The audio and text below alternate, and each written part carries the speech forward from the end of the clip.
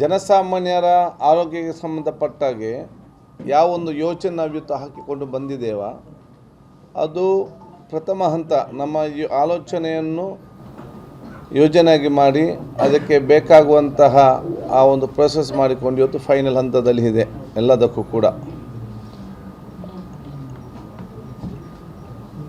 ಅದರಲ್ಲಿ ಮೊದಲನಾಗಿ ನಾನು ಹೇಳುವುದೇನು, ಜನರಿಗೆ ಅವರವರ ಆರೋಗ್ಯಕ್ಕೆ ಅವರವರೇ ಜವಾಬ್ದಾರಿ ಜನರಿಗೆ. ಸೊ ಜನ ಹೆಚ್ಚಿನ ಮಹತ್ವವನ್ನು ಅವರ ಆರೋಗ್ಯ ಕಾಪಾಡಲು ಅವರ ಊಟ ಉಪಚಾರ, ಅವರ ಜೀವನ ಶೈಲಿ ಮತ್ತು ಪರಿಸರಕ್ಕೆ ಒತ್ತು ಕೊಡೋ ಕೆಲಸ ಜನಸಾಮಾನ್ಯರು ಮೊದಲ ಆದ್ಯತೆಯಲ್ಲಿ ಮಾಡಬೇಕು. ನಮ್ಮ ಆರೋಗ್ಯ ಇಲಾಖೆ ಇನ್ನು ರೋಗ ಬಂದವರಿಗೆ ಮದ್ದು ಕೊಡಲಿಕ್ಕಿರುವಂಥ ಒಂದು ವಿಚಾರ, ಅದವರು ನೆಮ್ಮದಿ ಮತ್ತು ಸಮಾಧಾನದಿಂದ ತಗೊಳ್ಬೇಕು ಬೇಕಾಗಿ ನಾವು ಇವತ್ತು ವಿವಿಧ ಯೋಜನೆ ಇವತ್ತು ಹಮ್ಮಿಕೊಂಡು ಬಂದಿದ್ದೇವೆ. ಅದಕ್ಕೆ ಈಗಾಗಲೇ ನಾವು ಎಲ್ಲ PSCಗಳಿಗೆ ನಮ್ಮ ಡಾಕ್ಟರ್, ನರ್ಸಸ್, ಅದರ ಜೊತೆಯಲ್ಲಿ ಫಾರ್ಮಸಿಸ್ಟ್ ಮತ್ತು ಲ್ಯಾಬ್ ಟೆಕ್ನಿಷಿಯನನ್ನು ನಾವು ಇವತ್ತು ನೇಮಕಾತಿ ಮಾಡಿ ಆದರ್ಶ ಕೊಟ್ಟು ಈಗಾಗಲೇ ನೇಮಕಾತಿ ಆಗ್ತಾ ಇವತ್ತು ಇದೆ. ಕಳೆದ 1.5 ತಿಂಗಳಲ್ಲಿ ರಾಜ್ಯದಲ್ಲಿ ಸುಮಾರು 200 ಜನ ಇವತ್ತು MBBS ಡಾಕ್ಟ್ರು ರಾಜ್ಯದ ವಿವಿಧ ಜಿಲ್ಲೆಗಳಲ್ಲಿ ಸೇರಿದ್ದಾರೆ. ಈಗಲೂ ಕೂಡ ಭಾಳ ಚೆನ್ನಾಗಿ ಅರ್ಜಿ ಕೂಡ ಕೊಡ್ತಾ ಇದ್ದಾರೆ. ಇದರ ಜೊತೆಯಲ್ಲಿ ಸುಮಾರು 1,000 ಸಿಬ್ಬಂದಿ ಡಾಕ್ಟ್ರು ಮತ್ತು ನರ್ಸಸ್ ಮತ್ತು ಲ್ಯಾಬ್ ಟೆಕ್ನಿಷಿಯನ್ ನೇಮಕಾತಿ ಕೂಡ ಇವತ್ತು ನಮಗೆ ಒಪ್ಪಿಗೆ ಸಿಕ್ಕಿದ್ದು ಅದರ ಆ ಒಂದು ನೇಮಕಾತಿಯ ಪ್ರಕ್ರಿಯೆ ಇವತ್ತು ನಡೀತಾ ಇದೆ.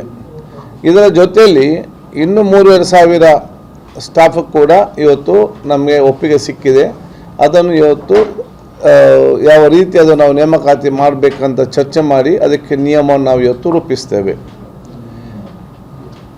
ಇದರ ಮಧ್ಯದಲ್ಲಿ ತಾಲೂಕು ಮತ್ತು ಜಿಲ್ಲಾ ಮಟ್ಟಕ್ಕೆ ಸಮರ್ಪಕವಾದ ವ್ಯವಸ್ಥೆ ಮಾಡಿ ತಾಲೂಕು ಮತ್ತು ಜಿಲ್ಲಾ ಮಟ್ಟ PSCಯಿಂದ ತಾಲೂಕು ಮಟ್ಟ ಮತ್ತು ಜಿಲ್ಲಾ ಮಟ್ಟಕ್ಕೆ ಇವತ್ತು ಅತ್ಯುತ್ತಮವಾದ ಆ್ಯಂಬುಲೆನ್ಸ್ ವ್ಯವಸ್ಥೆಯನ್ನು ಕೂಡ ಇವತ್ತು ನಾವು ಮನೆ ಮುಖ್ಯಮಂತ್ರಿಗಳ ಒಪ್ಪಿಗೆ ಇವತ್ತು ಪಡೆದುಕೊಂಡು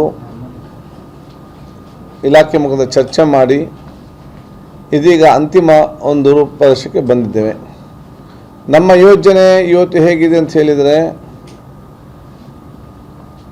ಗ್ರಾಮೀಣ ಮಟ್ಟದಲ್ಲಿ 20 ನಿಮಿಷದೊಳಗಡೆ ಬರಬೇಕು, ನಗರ ಮಟ್ಟದಲ್ಲಿ 15 ನಿಮಿಷದ ವ್ಯಾಪ್ತಿಯಲ್ಲಿ ಮುಟ್ಟುವಂಥ ವ್ಯವಸ್ಥೆ ನಾವು ಇವತ್ತು ಮಾಡಿದ್ದೇವೆ. ದಟ್ಟಣೆಯ ನಗರ ಪ್ರದೇಶದಲ್ಲಿ ಇವತ್ತು ಭಾಳಷ್ಟು ಇವತ್ತು ವಾಹನ ದಟ್ಟಣೆ ಇದ್ದ ಕಡೆ ಜನಸಾಮಾನ್ಯರು ಅನಾರೋಗ್ಯ ಪೀಡಿತರಾದಾಗ ಅವರನ್ನು ಸ್ಟೆಬಿಲೈಸ್ ಮಾಡಲಿಕ್ಕೆ ಇವತ್ತು ಬೈಕ್ ಆ್ಯಂಬುಲೆನ್ಸನ್ನು ನಾವು ಪುನಃ ಸ್ಟಾರ್ಟ್ ಇವತ್ತು ಮಾಡ್ತಾ ಇದ್ದೇವೆ. 100 ಬೈಕ್ ಆ್ಯಂಬುಲೆನ್ಸ್ಗೆ ನಾವು ಈಗಾಗಲೇ ತಯಾರಾಗ್ತಾ ಇದ್ದೇವೆ. 108 ಆ್ಯಂಬುಲೆನ್ಸ್,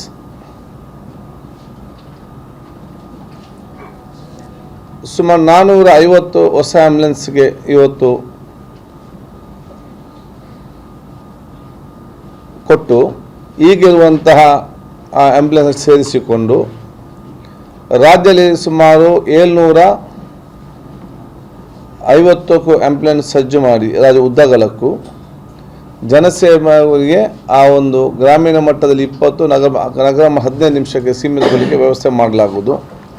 ಆ್ಯಂಬುಲೆನ್ಸ್ ಎಲ್ಲಿ ಆ ಥರ ಬಂದರೆ ಆ ಕಂಪನಿ ಯಾವುದು ವಹಿಸ್ಕೊಳ್ಸ ನಡೆಸುವಂಥದ್ದು ಅವರ ಮೇಲೆ ನಾವು ಇವತ್ತು ಫೈನನ್ನು ಕೂಡ ಹಾಕುವಂಥ ಒಪ್ಪಂದ ಇದೆ. ಅಷ್ಟು ಮಾತ್ರ ಅಲ್ಲ, ಆ್ಯಂಬುಲೆನ್ಸ್ನ ಸ್ವಚ್ಛತೆ, ಡ್ರೈವರ್ಗಳ ವ್ಯವಸ್ಥೆ, ವಸ್ತ್ರ ಮತ್ತು ಅವರ ಒಂದು ಸ್ವಚ್ಛತೆ ಇದೆಲ್ಲಕ್ಕೂ ಇದು ಒಳಪಟ್ಟುವಂಥ ಒಂದು ವಿಚಾರಕ್ಕೆ ನಾವು ಈಗಾಗಲೇ ನಾವಿವತ್ತು ಅಂತಿಮವಾಗಿ ರೂಪರೇಷೆಗೊಂಡು ನಾವು ಆರ್ಥಿಕ ಇಲಾಖೆಗೆ ನಾವು ಸಲ್ಲಿಸ್ತಾ ಇದ್ದೇವೆ. ಇದು ನಾವು ಸರ್ಕಾರಿ ಆಸ್ಪತ್ರೆ ಸಿಕ್ಕುವಂಥ ವ್ಯವಸ್ಥೆಗೆ ಮಾಡಬೇಕಾಗುವಂಥ ಒಂದು ಯೋಜನೆ. ಇನ್ನು ಎಲ್ಲ ಆಸ್ಪತ್ರೆ ಕೂಡ ಅದು ಸೂಪರ್ ಸ್ಪೆಷಾಲಿಟಿ ಆಸ್ಪತ್ರೆ ಅಲ್ಲ. ಕೆಲವೊಂದು ಕಡೆ ಕೆಲವೊಂದು ಜಿಲ್ಲೆಯಲ್ಲಿ ಆ ಜಿಲ್ಲಾ ಮಟ್ಟದ ಆಸ್ಪತ್ರೆಯಲ್ಲಿ ಕೆಲವೊಂದು ಚಿಕಿತ್ಸೆ ಇರುವುದಿಲ್ಲ.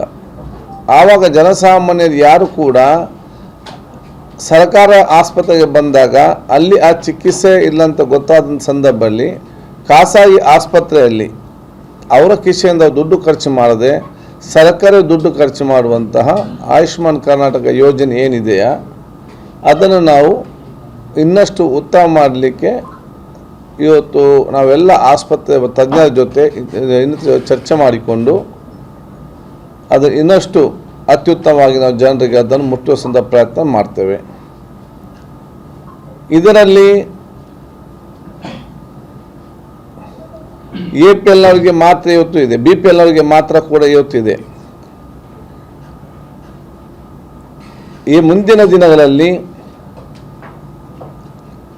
ಈ ಯೋಜನೆಯನ್ನು BPLನವರಿಗೆ ಕೂಡ BPL ಯೋಜನೆಯನ್ನು APLನವರಿಗೆ ಕೂಡ ವಿಸ್ತರಿಸುವಂಥ ಚರ್ಚೆ ನಡೆದಿದ್ದು, ಮುಖ್ಯಮಂತ್ರಿಗಳು ಇದು ಚರ್ಚೆ ನಡೆದಿದೆ.